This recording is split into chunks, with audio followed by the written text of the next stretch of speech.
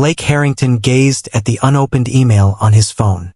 Yet another acquisition proposal for his tech venture, Dreamscape Innovations. By the age of 31, Blake had established a digital empire worth $3 billion.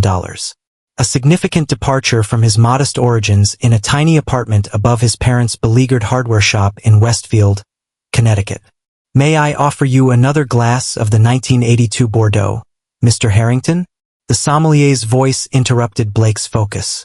Blake looked up, his piercing blue eyes absorbing the refined ambience of Luminescence, the most prestigious dining establishment in Manhattan. Glistening chandeliers illuminate the pristine tablecloths and exquisite china with a gentle radiance. Beyond the expansive windows that reached from floor to ceiling, the New York skyline glimmered brilliantly against the backdrop of the night sky. "Indeed. Thank you, Dominic," Blake responded, tucking his phone into the pocket of his tailored Tom Ford suit.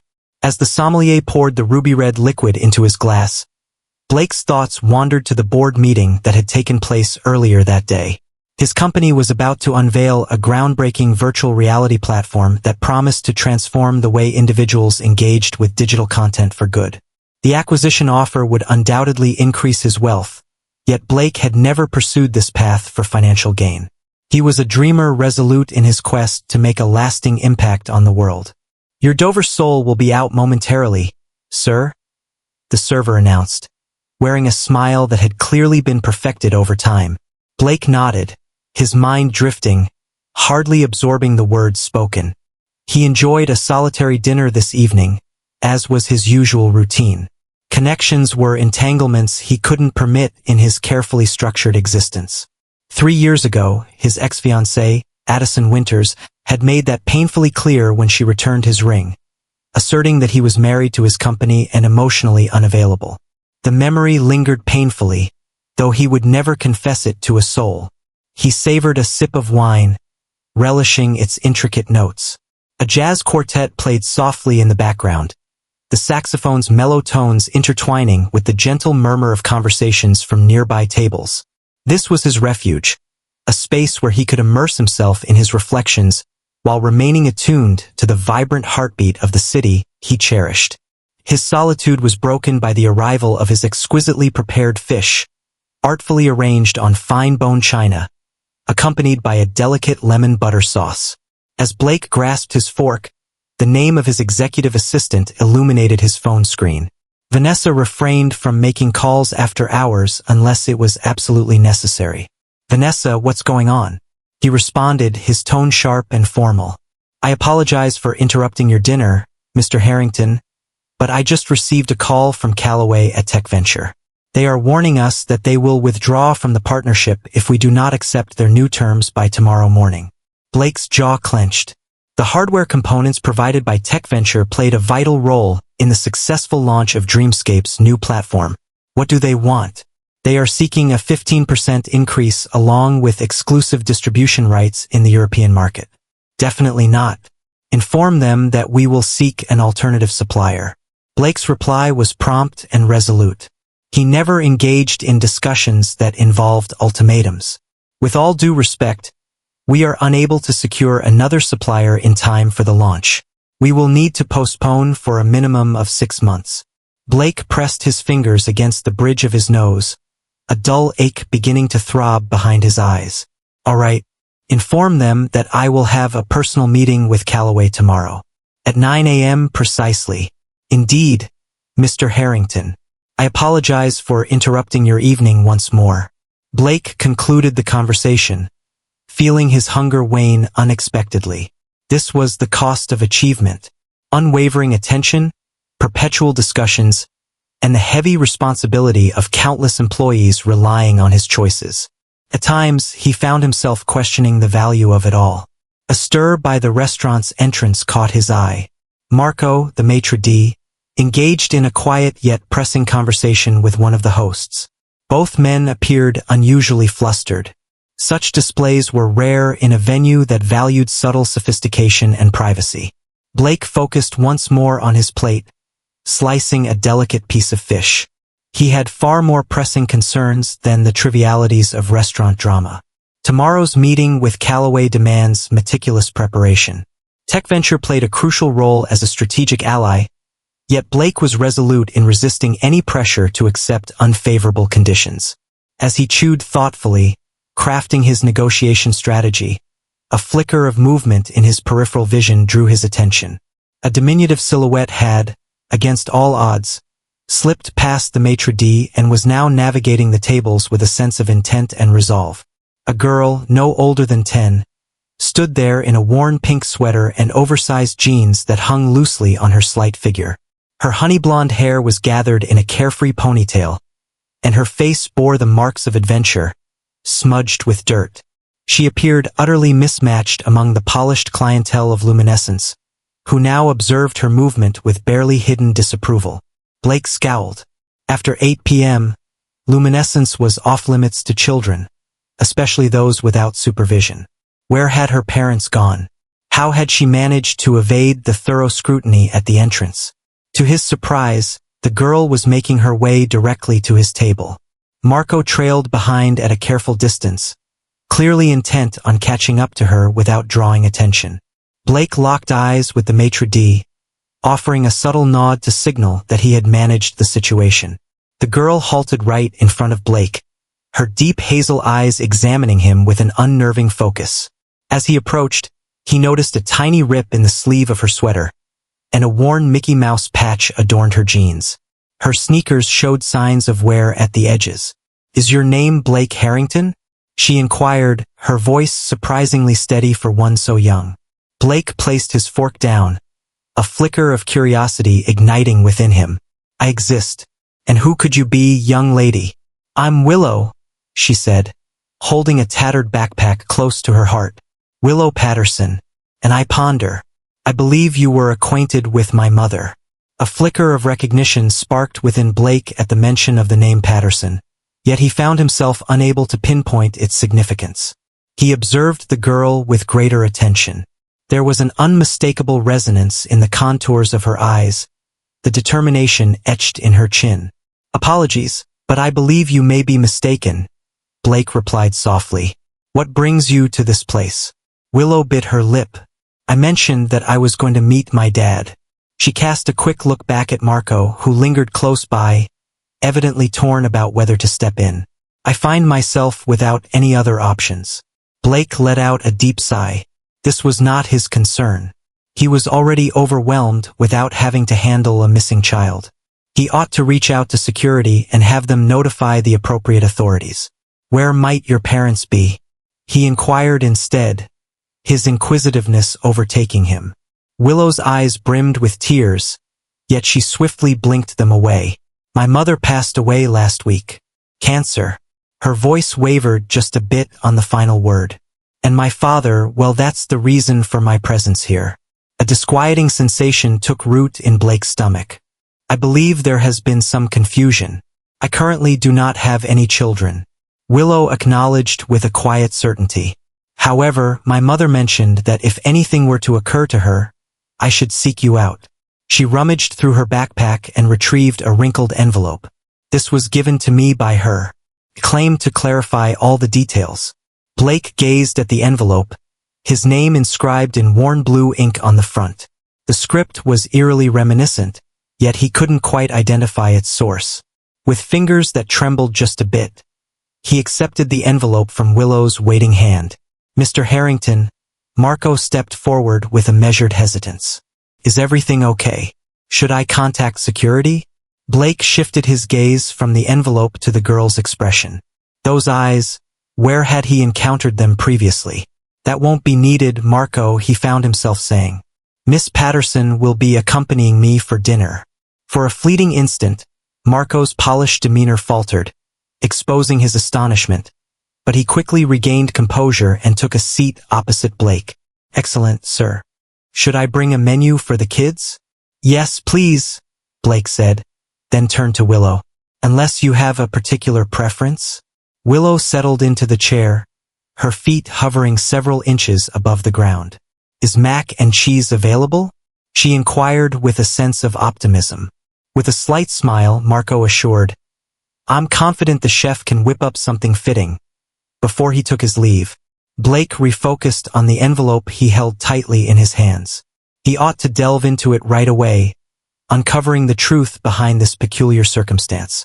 Yet, an intangible hesitation lingered within him, a subtle dread regarding the truths that might unfold from its depths. "What led you to discover me?" he inquired of Willow, buying himself some time. Willow gave a nonchalant shrug. "Mom kept your picture tucked away in a box of forgotten treasures. I searched for you online. You have quite the reputation." Her gaze swept across the restaurant, filled with wonder. "This location exudes elegance. Do well-known affluent individuals dine here frequently?" In spite of his own reservations, Blake sensed a smile beginning to form at the edge of his lips. "Times. What brought you to this place, Willow?" "Leader. After that, I took a stroll." She nervously toyed with her napkin. "The man at the entrance was reluctant to grant me access, yet I insisted that my father was awaiting my arrival for dinner. I insisted it was a matter of urgency." Blake held a deep appreciation for her ingenuity, yet it was tinged with worry. That was quite perilous. It's advisable to avoid traveling alone in the city, particularly after dark. "I didn't have a choice," Willow said, her shrug carrying a weight that felt far too heavy for someone her age. "Following my mother's passing, there were plans to place me in foster care. Yesterday, I escaped from the social worker." The weight of her words struck Blake with the force of a tangible impact. The young one had spent at least a day wandering the streets of New York all by themselves. Upon closer inspection, he noticed the fatigue etched in her eyes and the subtle quiver of her hands. "Willow," he said with deliberation, "I must open this letter and grasp what is unfolding. However, I must emphasize that reaching out to the authorities is essential. It seems they are searching for you." A flicker of fear crossed her features. "I kindly ask that you don't send me away." "Not at this moment." Simply read the letter first. "Kindly?" The urgency in her voice awakened a profound response in Blake, a feeling he had long suppressed. Empathy. "Very well," he admitted defeat. "I will review it initially." With delicate precision, Blake unsealed the envelope and extracted a letter penned by hand. As he carefully turned the pages, a delicate photograph drifted down onto the table. Blake grasped it, and a gasp escaped his lips. The image captured a much younger version of him, his arm wrapped around a laughing young woman with honey blonde hair, Eliza Patterson. Memories surged through him like a powerful tide. During his final year at MIT, he found himself deeply infatuated with a remarkable art student.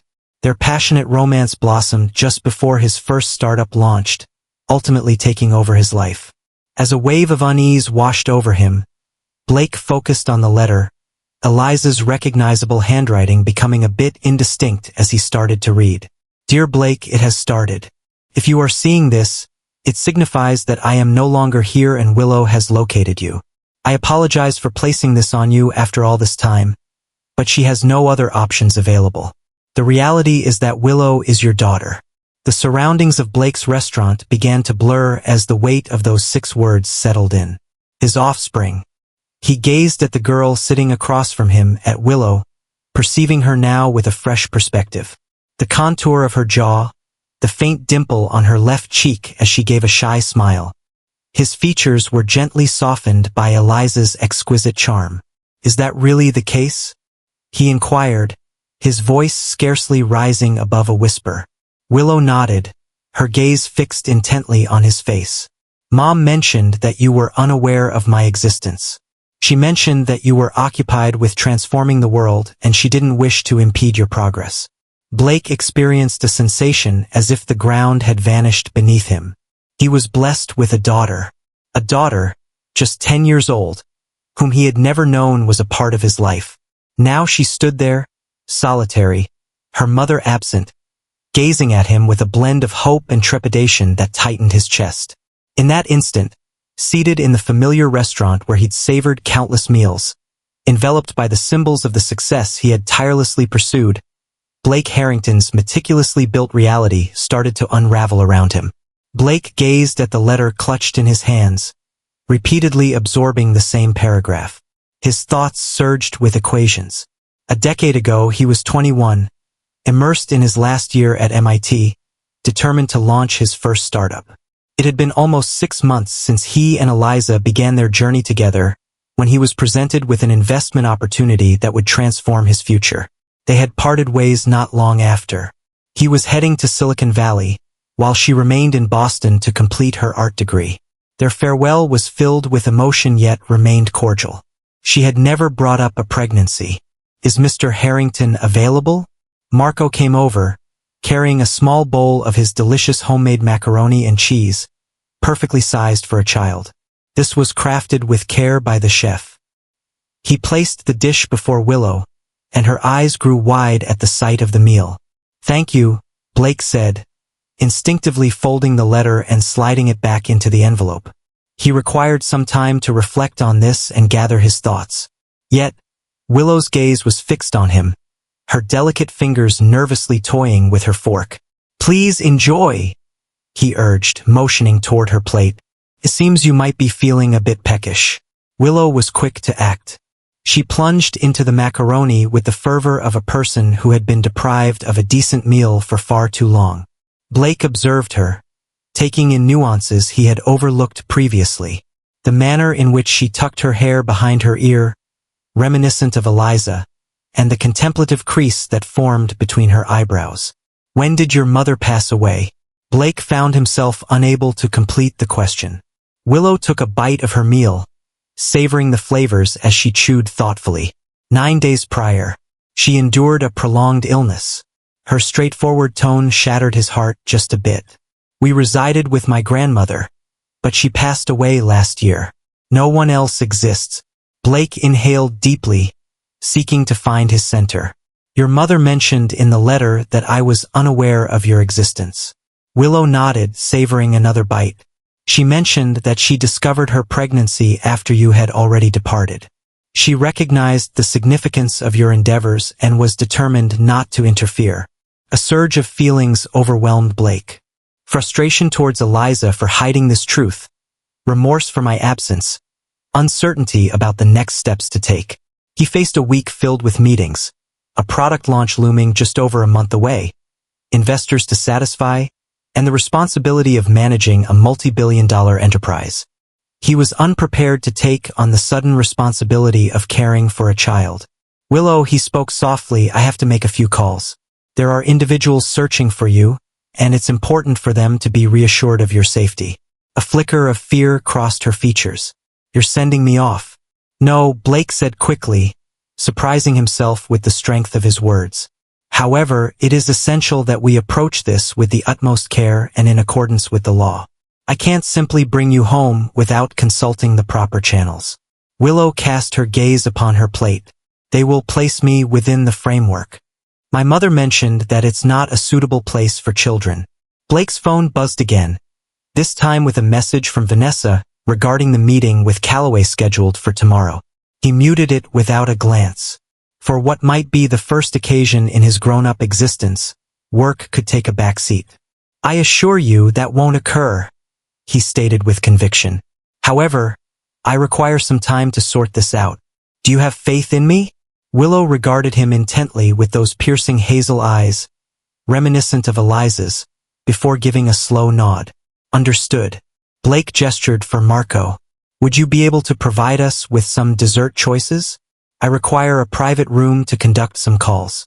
In just a few moments, Blake found himself in a cozy office adjacent to the main dining area, while Willow happily indulged in a selection of tiny desserts, all under Marco's attentive gaze. Once isolated, Blake settled into a leather chair, burying his face in his hands. A girl child. He discovered he had a daughter he had never known about. The truth of it whirled his thoughts into a chaotic dance of possibilities. Is it necessary for him to request a paternity test? Absolutely, that was the rational choice to make. Yet, gazing at Willow's expression, he could already anticipate the outcome. The similarity became clear as soon as you began to search for it. Blake retrieved his phone and dialed the one individual he trusted to manage the situation with the required tact. Harper McKinney, his personal attorney, picked up on the second ring. "Harper, this is Blake. I require your assistance with a matter that is quite unconventional. In what way is it considered unusual? Harper's voice sharpened immediately. Throughout their 15 years of friendship, which began in college, Blake had never once reached out to her after hours for anything personal. I'm at Luminescence, and a 10-year-old girl has just come up to me, insisting that she is my daughter. A moment of stillness. Do you have any justification for thinking this could be accurate? Absolutely. Blake's voice faltered. Eliza Patterson was her mother. During my final year at MIT, we were in a relationship. Harper reminisced about their discussions from years past. I recall you bringing her up. What is Eliza's current location? Deceased. It seems to be cancer. Willow claims she escaped from social services just yesterday. Since that time, she has navigated life independently. Harper drew in a breath, the sound clear and unmistakable. Blake, this is important. If she has escaped from the system, it's probable that a search is already in progress. I understand. That's the reason I'm reaching out to you. I would like to explore my available options. Is she truly my daughter? Blake's voice faded, the weight of the implications too immense to express. First things first, Harper stated, transitioning into her focused demeanor. It is imperative that we reach out to the authorities without delay. Escaping the situation adds layers of complexity, yet if you're open to taking on temporary custody as we navigate through this, I can likely facilitate that arrangement. I must submit urgent documentation. Just do it, Blake said, unwavering in his conviction. Anything necessary. Blake, Harper's tone became gentler. Do you really believe this is the right choice? Assuming the role of a caregiver for a child is an immense obligation. It may be wise to confirm paternity beforehand. I'll get the test done, Blake interrupted, while gazing at her. Harper, I'm aware. And no matter what, I can't allow her to return to the system. Not after she traveled so far to seek me out. A lengthy silence ensued. Okay. I will reach out to a few contacts. Remain where you are with the girl. I will arrive in 30 minutes. Once the call concluded, Blake remained still, his gaze fixed on the phone he held. Within just 60 minutes, everything he knew had been turned upside down. All that he believed to be true about himself, his history, and what lay ahead had completely transformed. He navigated through his contacts until he found Vanessa's number. His executive assistant responded without delay. Mr. Harrington, I was just on the verge of reaching out to you. The gathering at Callaway. Vanessa, please arrange to clear my schedule for the upcoming days. Excuse me? Every appointment, every meeting, all of it. An unexpected situation has arisen. A family emergency, he uttered, the phrase tasting peculiar as it rolled off his tongue. Kin. He had never employed that term to characterize his existence following the loss of his parents. Certainly, Vanessa replied, her voice tinged with worry. Is everything okay? I'm not sure at this point, Blake replied candidly. I'll update you as soon as possible. Please inform everyone that I am currently unavailable until further notice. Upon Blake's return to the dining room, he discovered Willow engaged in lively conversation with Marco, who was demonstrating the art of folding a napkin into the elegant form of a swan. Her gaze lifted as Blake neared, her demeanor shifting to one of immediate caution once more. Are the police coming to get me? She asked, her tone direct and unyielding. Blake took a seat opposite her. My legal representative is en route. She will assist us in navigating the legal aspects of this situation. I assure you, I will keep my word and ensure you don't return to the system. A glimmer of hope danced in Willow's eyes. Do you really trust my words? That you are my father? The words struck Blake with the force of a physical blow. He spoke with caution, expressing his belief that your mother must have had a valid reason for sending you to him. We should conduct some tests to confirm, but I believe it's quite probable that I am indeed your father. Willow's shoulders eased a bit. Mom held onto a photo of you in her cherished box. She mentioned that you were the most intelligent individual she has ever encountered. Blake experienced a bittersweet longing for the past. Your mother was a remarkable creator, the most imaginative intellect I've ever encountered. Willow spoke with pride, recalling how she taught art at my school before her illness took hold. Her class was adored by all. An educator. Blake envisioned Eliza standing before a group of eager children, passionately sharing her love for art. It fit her much more perfectly than the art gallery career she had once envisioned. "Willow," Blake said, selecting his words with precision, "I need you to grasp something important. This experience is quite unfamiliar to me. I was unaware of your existence until this evening, and my life isn't, well, it's not arranged for a child." Willow's expression dimmed. "You have no desire for my presence." "That's not what I meant," Blake clarified swiftly.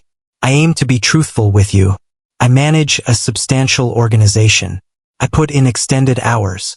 I embark on journeys often. I reside in a penthouse apartment that lacks an extra bedroom. What I mean is that there will be changes. For the two of us." Willow pondered this, her brow knitted in deep thought. "I'm fine with just a little room," she said. "I'm quite adept at maintaining silence when others are focused on their tasks." The declaration, presented with a striking sense of practicality, took Blake by surprise. This child was getting ready to blend into the background of his life, striving to suppress her own needs in order to cater to his. It was a mix of deep sorrow and intense frustration. What sort of existence had she endured that taught her to diminish herself so completely? "That won't be necessary," Blake stated with conviction. "If you choose to be a part of my journey, I will also embrace transformation." Just as Willow was about to reply, Marco made his way to their table. "Mr. Harrington, a Ms. McKinney has arrived to meet with you." Blake cast a quick look at his watch. Harper achieved it in an astonishingly swift manner. "Kindly reveal her back." Harper McKinney entered the dining room with a self-assured presence, exuding an aura that demanded attention. At 43, she had become one of the most in-demand attorneys in New York, known for her ability to tackle intricate cases with unwavering precision. Her dark hair was neatly secured in a tight bun, and her charcoal suit was flawless, just as it had been for their 9 a.m. meeting, gathering earlier that day. Her keen gaze mellowed a bit as it fell upon Willow. "You must be Willow Patterson," she said, extending her hand. "My name is Harper McKinney, and I am an acquaintance of Mr. Harrington."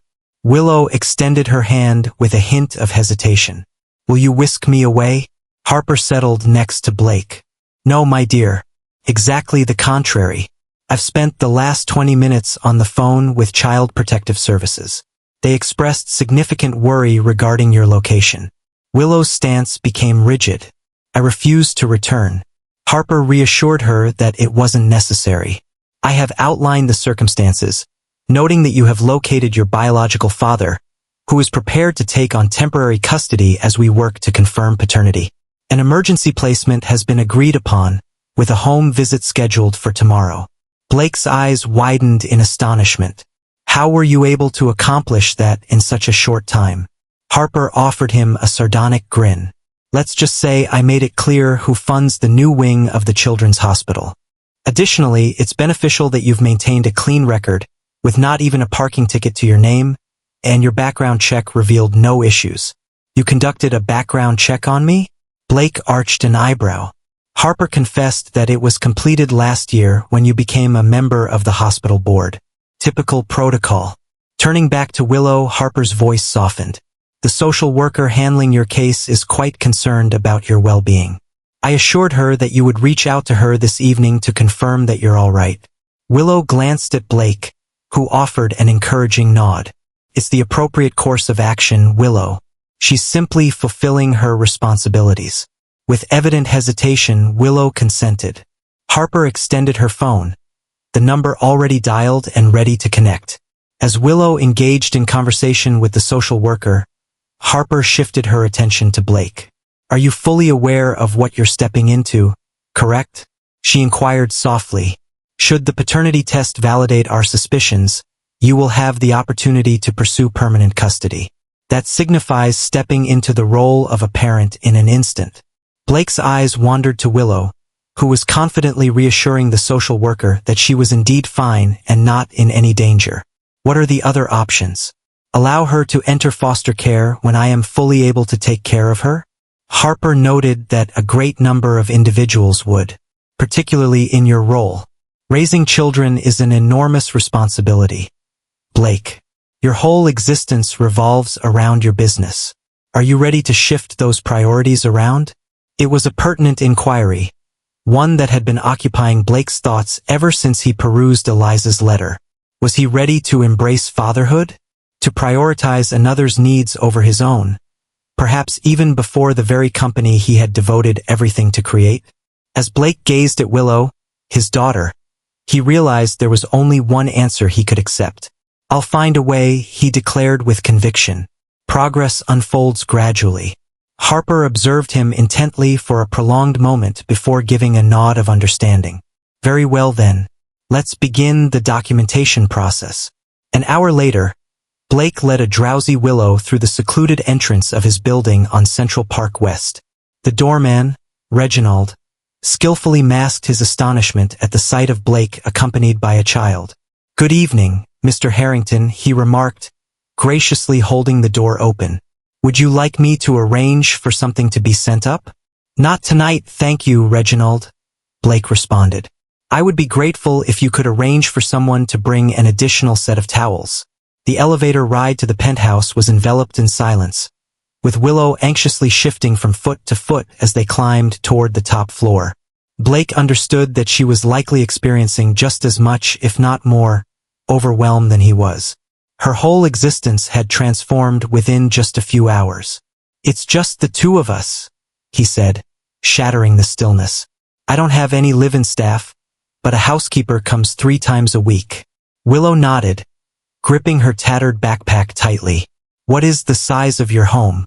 It's an apartment, Blake clarified as the elevator doors swung open right into his foyer. While I guess it's quite spacious for what one might expect in New York. That was a significant understatement. Blake's penthouse spanned the entire top floor of the building, boasting more than 5,000 square feet of living space. The entrance revealed a magnificent living room adorned with soaring 20-foot ceilings and expansive floor-to-ceiling windows that showcased breathtaking views of Central Park.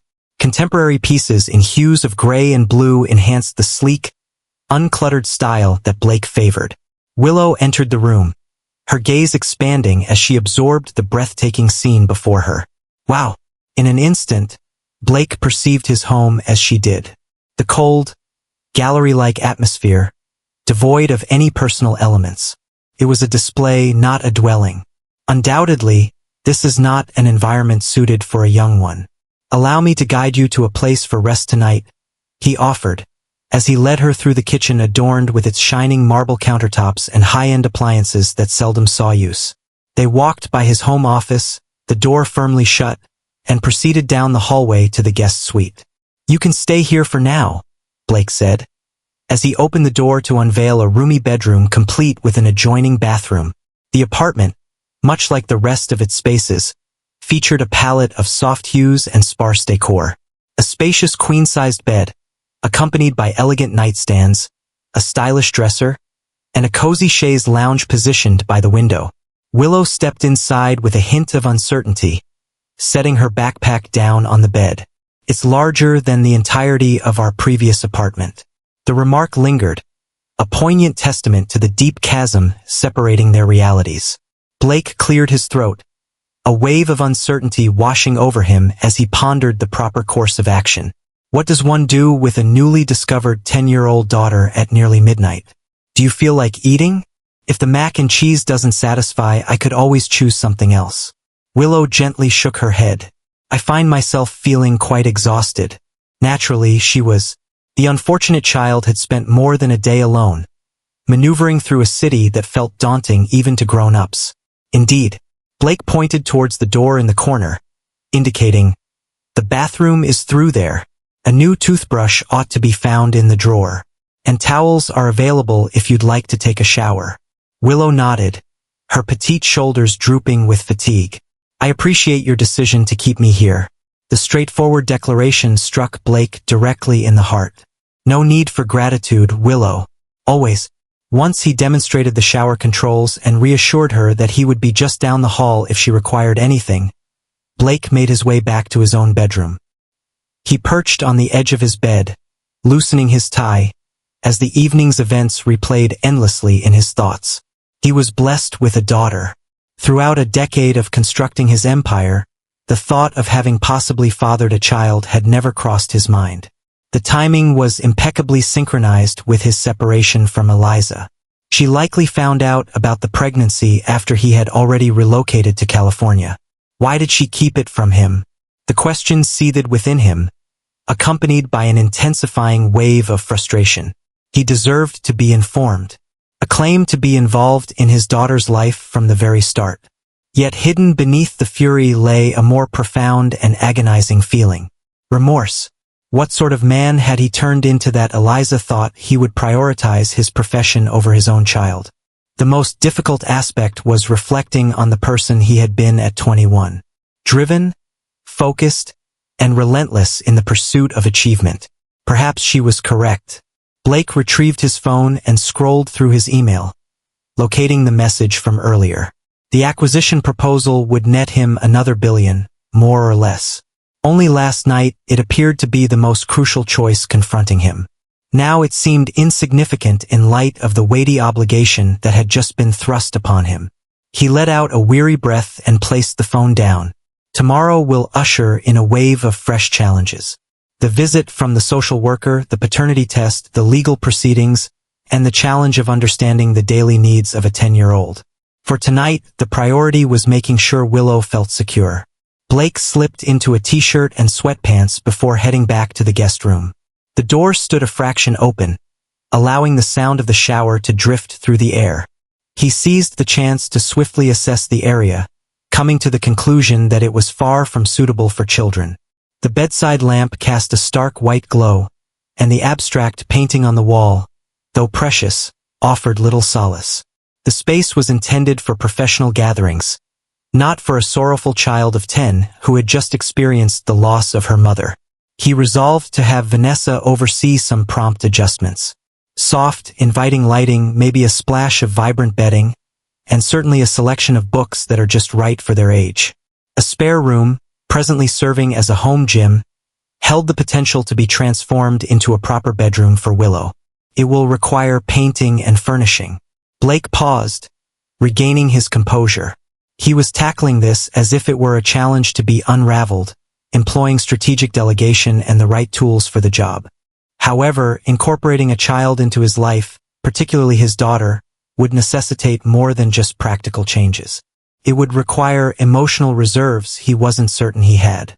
The shower ceased its gentle cascade, and Blake retreated into the hallway, mindful of Willow's need for solitude.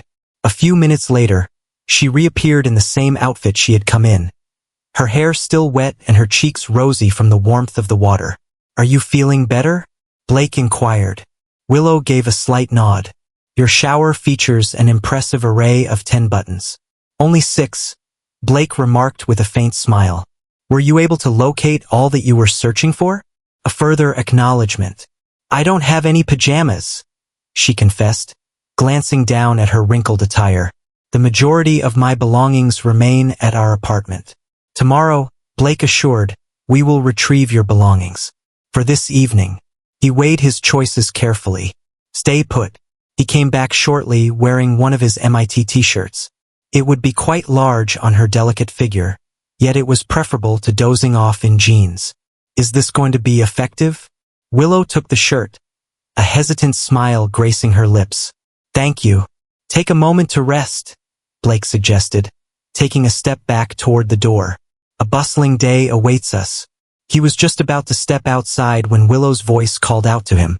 "Excuse me, Mr. Harrington? How shall I address you?" The inquiry took him by surprise. Mr. Harrington's formality was evident, yet Dad sensed it was too soon, despite biology affirming their connection. "Blake is doing well for the time being," he replied after a pause. "We'll navigate the rest as we move forward." Willow appeared content with this response. "Sweet dreams, Blake." "Sweet dreams, Willow." Blake gently shut the door, pausing in the hallway to absorb the soft sounds of Willow as she nestled into her bed. In just a day, everything in his life had changed dramatically. Tomorrow will usher in new transformations and fresh obstacles. Yet, after so many years, Blake sensed an unfamiliar feeling beginning to awaken inside him. A feeling of meaning that was unrelated to stock values or market dominance. This surprising girl, possessing her mother's eyes and his resolute chin, had completely altered his reality. In the solitude of his immaculate, unfeeling penthouse hallway, Blake Harrington couldn't help but smile at the thought. Blake stirred from his slumber, greeted by strange noises echoing through his apartment. For a moment, he remained motionless, a haze of confusion enveloping him until the memories of the previous night surged forth with clarity. Willow, his offspring.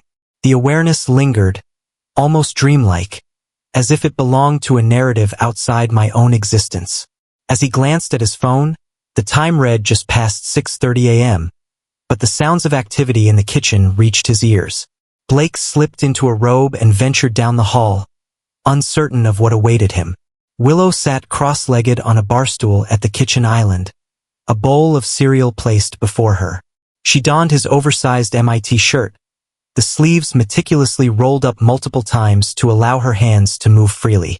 Upon catching sight of him, she halted, spoon suspended midair, poised just before her lips. "I found the cereal," she said, a trace of doubt lingering in her tone. "Is that acceptable?"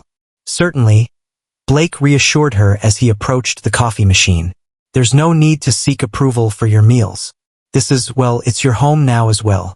The phrases seemed odd as they escaped his lips, yet Blake was taken aback to realize he truly believed them. The results of the paternity test were still a few days away, yet he felt an unsettling certainty within himself. Willow was his child. "The social worker is arriving at 10, Blake said, carefully scooping coffee into the filter. "Harper, Ms. McKinney will also be present. They'll want to have a conversation with both of us to ensure that this arrangement works well." Willow acknowledged with a grave nod. "Will questions be posed to me?" "Seems likely," Blake conceded. "It is essential for them to guarantee your safety and confirm that this aligns with your desires." "What happens if they decline?" The fragility in her voice was unmistakable. Blake pivoted to meet her gaze completely. "They will not. I assure you of that. Harper excels in her role and He paused for a moment, then pressed on with determination. "I won't allow anyone to come between us." Joy illuminated Willow's expression as she dove back into her cereal with renewed vigor. "Once the meeting wraps up, we ought to find you some clothes and anything else you might require," Blake remarked as he poured his coffee. "This week is completely open for me." Willow's eyes grew large with surprise. "Is it true that you don't have to work?" "I do," Blake confessed, "yet much of it can be managed from a distance.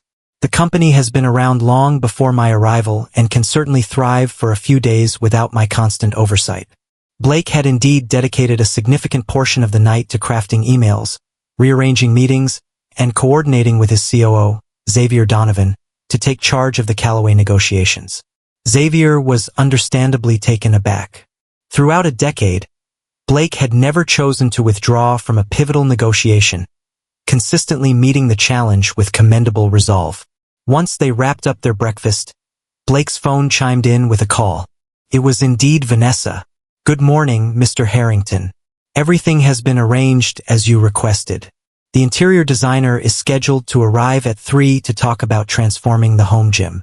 Dr. Eleanor Chun, a pediatrician, is available for an appointment tomorrow at 9. She comes highly recommended and maintains a high level of discretion.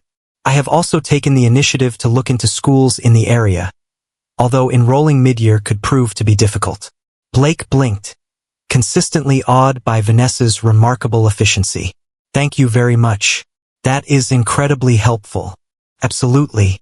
Mr. Donovan has requested that I let you know the Callaway meeting has been rescheduled for tomorrow. He is assured in his ability to manage it but wished to keep you informed." "Flawless. Instruct him to move forward as we agreed upon. I will follow up later today." Once the call concluded, Blake caught sight of Willow observing him with a hint of curiosity. "That was my assistant," he clarified. "She is assisting us in arranging everything." "Do you have a person who supports you throughout the day?" Willow inquired, clearly intrigued by the idea. Blake nodded in agreement. Vanessa ensures that my career operates seamlessly. I can't imagine my life without her presence. Mom always said you mattered, Willow remarked as she took her empty bowl to the sink. She kept magazine articles about you tucked away in her box. Blake experienced a sharp twinge at the mention of Eliza. He had a multitude of inquiries swirling in his mind regarding her existence, about the time he had lost track of.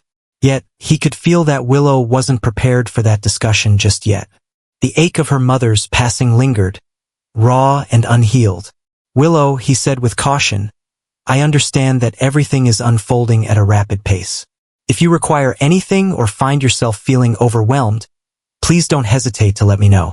He hesitated, looking for the perfect expression. I'm just starting out, embracing fatherhood. I may stumble along the way, but I assure you that I will always strive to make things right. Willow regarded this as her demeanor, one that conveyed a depth of seriousness that surpassed her age.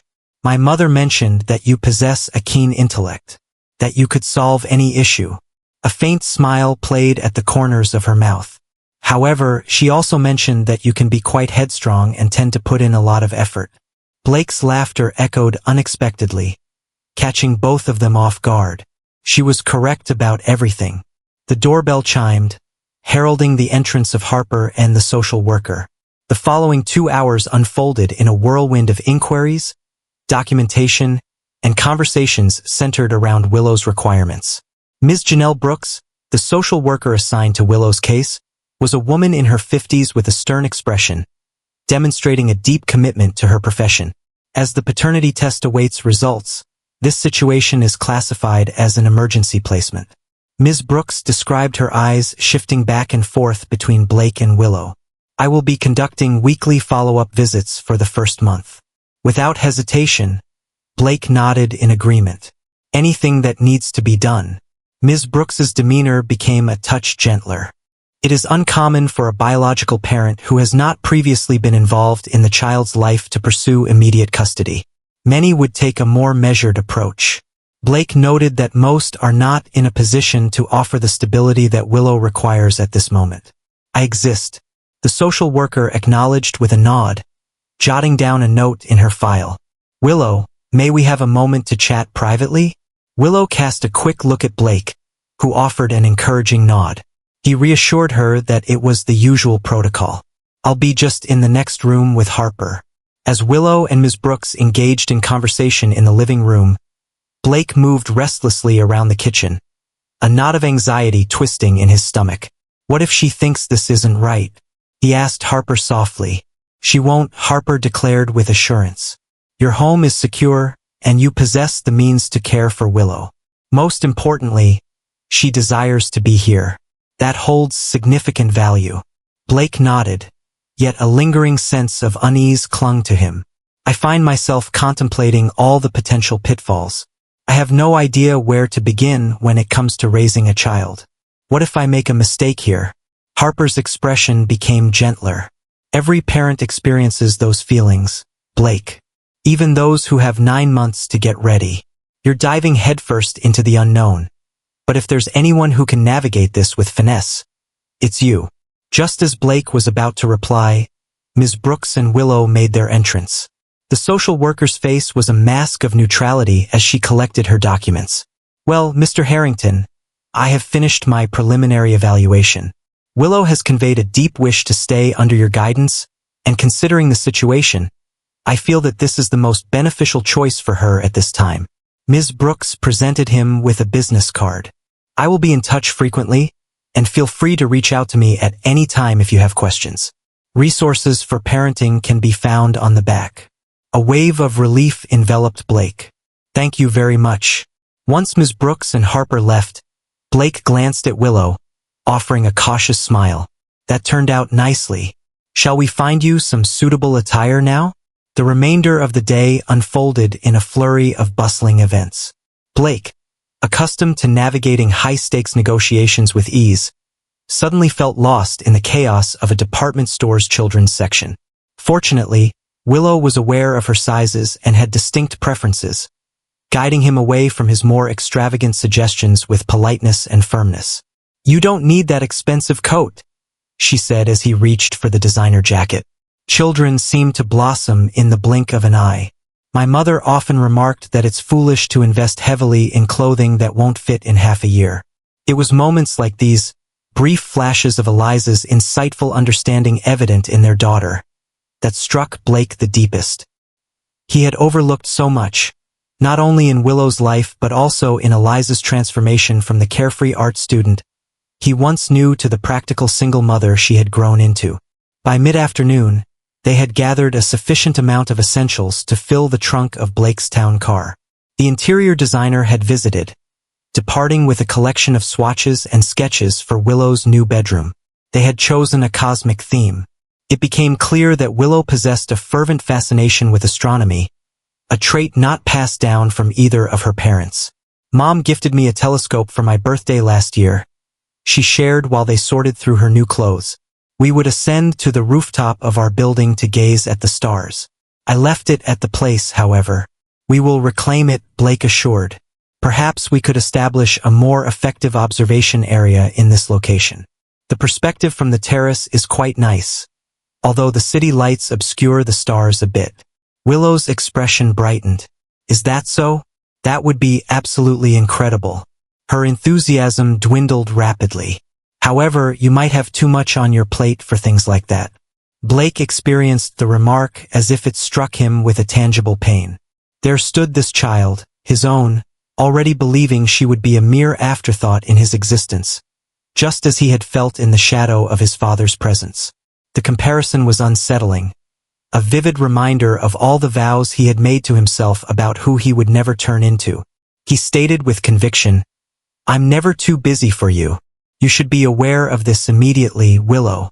While work holds significance, it ultimately remains just work. Your significance is greater." Willow wore a doubtful expression, and Blake understood her hesitation. Crafting sentences came naturally. Time and consistent effort would be necessary to demonstrate that he truly meant them. His phone vibrated, signaling an incoming call from Xavier. Blake paused for a moment before quieting it. "What do you think about getting some dinner delivered? Select anything you desire." Later that evening, after Willow had settled into her slumber, Blake found himself in his office, immersed in the day's business developments.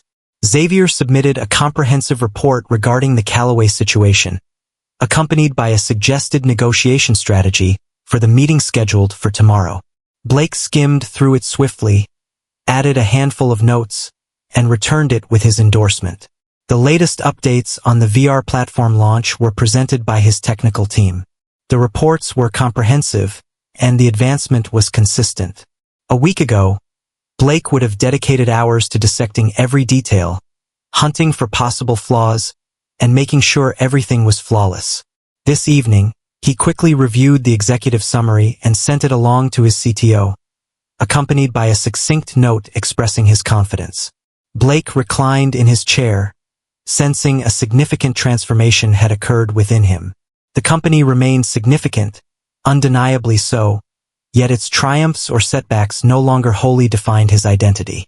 Now, there was a different presence, someone who required him in a manner that his employees and shareholders never could. A gentle rap on his office door broke the silence of his contemplation.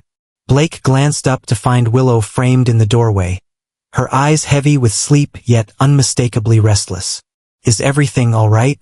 he inquired right away, putting his laptop aside. Willow shrugged, her delicate shoulders lifting and lowering beneath his baggy t-shirt. "I experienced a dream about my mother. I awoke to a peculiar sensation, finding myself in an unfamiliar setting." Blake acknowledged with a nod, signaling comprehension. "How about indulging in some hot chocolate? When sleepless nights would come, my mother would prepare it for me." Willow's expression lit up a bit. "Are there marshmallows involved?" Blake confessed. "I don't believe I have any. We can definitely add it to the shopping list for tomorrow." In the kitchen, Blake warmed the milk in a saucepan, blending in cocoa powder and a hint of vanilla. The recipe from his mother, a cherished remnant of his early years. Willow sat on a barstool, observing him with an inquisitive gaze as he focused on his task. Did your mother frequently prepare hot chocolate? She inquired. Blake nodded, a smile tinged with both joy and sorrow gracing his lips. Indeed, she did, particularly following my father's departure. It was our unique bond. Your father is no longer present. Willow's question was straightforward, lacking the uncomfortable pause that adults often exhibit. At the age of 8, Blake verified the act of pouring hot chocolate into mugs. He concluded that his enterprise took precedence over his loved ones. After that, he became quite elusive. Blake couldn't help but notice the similarities to his own circumstances. In what ways was he truly distinct from the figure he had held in disdain for the majority of his existence?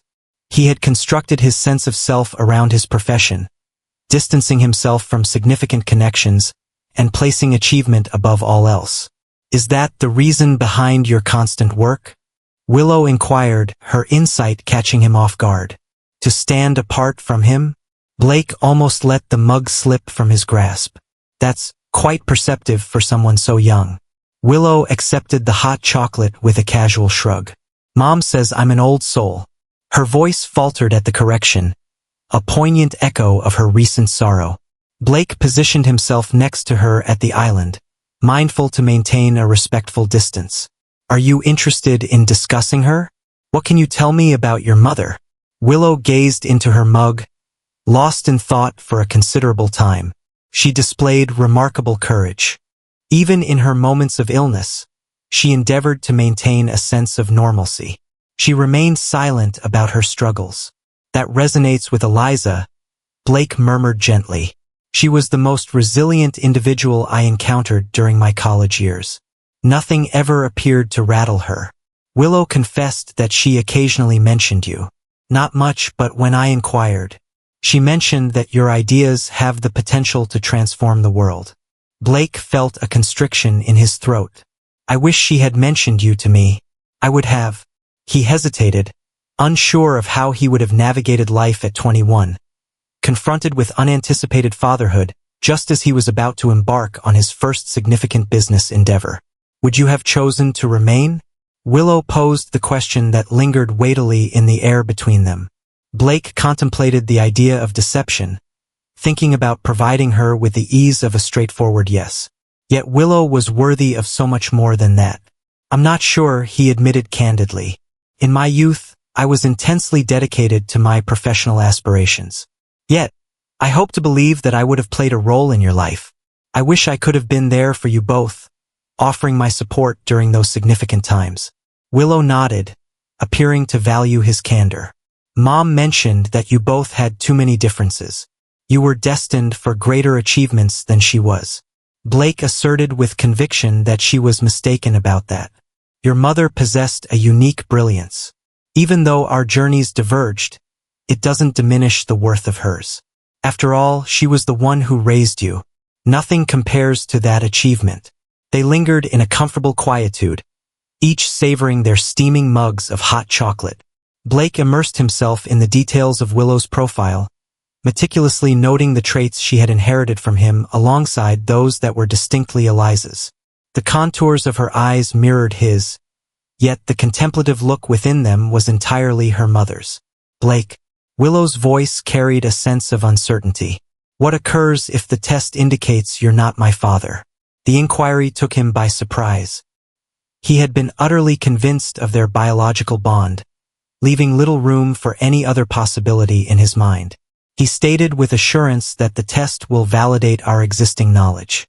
However, even if, by some odd twist of fate, it wouldn't alter a thing. I'm here for you, and I won't turn my back on you now. Willow's expression transformed, a wave of relief sweeping across her features. Commitment. Y assure you. In that instant, Blake understood he was entirely sincere. No matter what the results indicated, this child had already etched a permanent space in his heart that could not be altered by simple biology. 2 days later, Blake found himself in his home office, engaged in a video call with Dr. Helena Kapoor, the geneticist who had fast-tracked their paternity test. The findings are definitive, Mr. Harrington, Dr. Kapoor stated, her demeanor remaining impeccably composed. The likelihood of paternity stands at an impressive 99.9997%. Willow Patterson is undoubtedly your biological daughter. Although he had anticipated this result, the confirmation struck Blake with an unexpected surge of emotion. A wave of relief, joy, and a fresh sense of duty washed over him all at once. "I appreciate your help, Doctor." He controlled his voice with more steadiness than he truly felt inside. "Your discretion in this matter is greatly appreciated." Once the call concluded, Blake remained still, allowing the weight of the situation to settle in completely. He held the role of a father, had spent a decade unaware of it. At this point, it was clear and beyond question. A gentle tap on the door captured his focus. Willow stood there, her expression filled with apprehension. She had firmly chosen to remain in the adjacent room during the call, too anxious to engage directly yet reluctant to be distant when the results were revealed. "Well?" she inquired, her voice barely above a whisper. Blake couldn't help but smile. "It's official. It seems you're not getting rid of me anytime soon." Willow's whole being appeared to slump with a sense of relief. She hurried across the room, and to Blake's astonishment, enveloped him in a tight embrace. It marked the first occasion she had taken the step to reach out, and he understood the weight of that moment. With great caution, he reciprocated the embrace, his heart racing within his chest. "What comes next?" Willow inquired, drawing back a bit. "Now we solidify it," Blake stated. "Harper is in the process of organizing the necessary documents for complete legal custody." The words lingered in the space between them, their significance and gravity settling in for each of them. This had evolved into something permanent. This was eternal. "What does this imply?" Willow paused, her lip caught between her teeth. "Should I start calling you Dad now?" The inquiry took Blake by surprise. Amidst the chaos of recent days, he had scarcely pondered what name Willow might choose for him. "Feel free to call me whatever suits you," he said with caution. "Take your time to unravel everything. There's no need to rush." Willow nodded, a sense of relief washing over her as the pressure lifted. "I believe I'll remain with Blake for the time being. If that works for you." "Absolutely fine," Blake reassured her. In the weeks that followed, a whirlwind of transformations swept through Blake's meticulously structured existence. Willow's bedroom was finished, a stunning area adorned with rich blue walls, luminous constellations decorating the ceiling, and a telescope positioned by the window.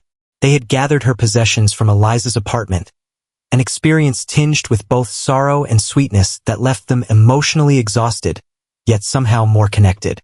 Blake had implemented remote workdays 3 times a week to ensure he was available for Willow's after-school time. The esteemed Westfield Academy had welcomed her for mid-year enrollment, a decision influenced by her outstanding academic achievements and, Blake suspected, the substantial contribution he had made to their science department. The shift was not without its hurdles. Willow continued to be haunted by nightmares of her mother, and there were still days when the weight of grief became too much to bear. Blake had set up an appointment for her with Dr. Naomi Wright, a child psychologist who specialized in bereavement, guiding her to navigate her loss in constructive ways. Blake was gradually discovering how to maneuver through the intricate challenges of parenthood, taking it one day at a time. He had erred, planning a crucial international call at the same time as Willow's science fair, overlooking the fact that a 10-year-old required much more regimented bedtimes than an adult, and misjudging how swiftly a child could transition from being perfectly fine to utterly unraveling when faced with hunger or fatigue. Yet he was gaining knowledge. Both of them were. On a brisk Saturday morning 3 months after Willow had first graced his restaurant table, Blake sat on a bench in Central Park, observing her as she scattered crumbs for the ducks by the pond. Her laughter floated over the water, more buoyant and untroubled than he had ever heard. The transformation in her since those initial days was striking. She exuded confidence, was more open about her needs, and resembled a typical 10-year-old rather than the serious, overly mature child who had encountered him that night. Blake felt a vibration in his pocket. Xavier was on the line, discussing the European expansion they had been strategizing for months. Blake cast a fleeting look at Willow before redirecting his gaze to his phone. After a brief pause, he decided against answering the call and silenced his notifications. The tasks would remain for another day. This moment would not. As if aware of his gaze, Willow glanced up and waved with excitement, gesturing towards a particularly daring duck that was trying to make its way onto the shore for more bread. Blake returned the wave, a comforting sensation blossoming in his chest that had grown more familiar in recent months. Later that afternoon, as they strolled back to the apartment, Willow's hand found its way into his. Yet another first. Blake pressed it softly, in awe of how something so ordinary could seem so significant. "Is it Blake?" Willow inquired while they stood by the crosswalk, anticipating the signal to change. "Do you find joy in your life? Considering all the transformations happening, Blake gazed down at her, taken aback by the inquiry. "I am," he said, coming to the realization as the words escaped his lips that they were utterly genuine. "Feeling more joy than I have in ages." Willow nodded, appearing content. She confessed softly, "Me too. I still miss Mom every day." But she paused, grappling with the challenge of expressing her intricate feelings. Yet, one can experience sorrow for one aspect while simultaneously feeling joy for another, Blake concluded for her. Both emotions can coexist harmoniously. "Exactly," Willow remarked, a look of relief crossing her face as he grasped her meaning. As they continued their stroll, Blake pondered the significant change in his priorities that had unfolded over the past months. The company continued to flourish, possibly even more than before, as he had been compelled to delegate and place his trust in his leadership team. The VR platform had made a successful debut, capturing market share and delighting investors. Yet, none of that appeared to hold the same weight as the tiny hand intertwined with his, the faith it symbolized, the duty it entailed.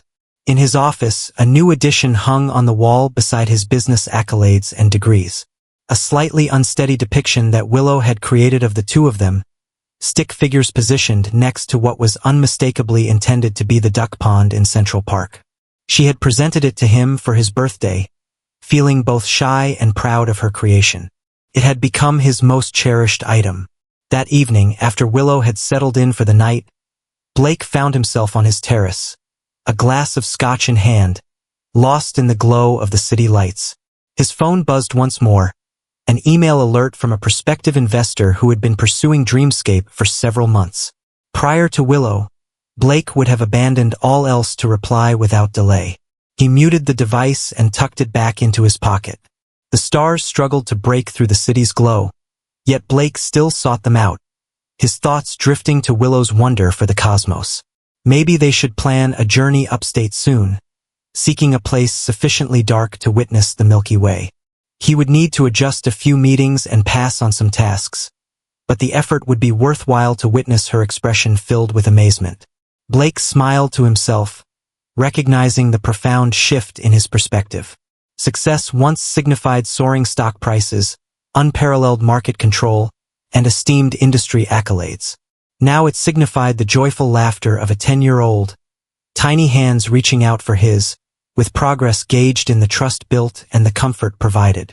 The unanticipated young girl who had come to his table that evening didn't merely disturb his meticulously arranged existence. She had finished it, addressing an emptiness he hadn't even realized existed. In his quest to offer Willow stability and security, Blake discovered something far more precious for himself. A mission that transcends mere profit, relationships that go deeper than transactions, and a passion that offers a richness surpassing any achievement in business. Occasionally, the most valuable treasures in life emerge from the most surprising sources. At times, the family you never realized you required is the very one that rescues you from the void of achievement devoid of purpose. If you're finding this video enjoyable and crave more content of this nature, don't forget to click that subscribe button and activate the notification bell. In that manner, you'll be sure to catch all the incredible narratives and videos we have in store. Your encouragement truly aids in the channel's expansion and allows us to continue delivering the content you enjoy. Thank you very much.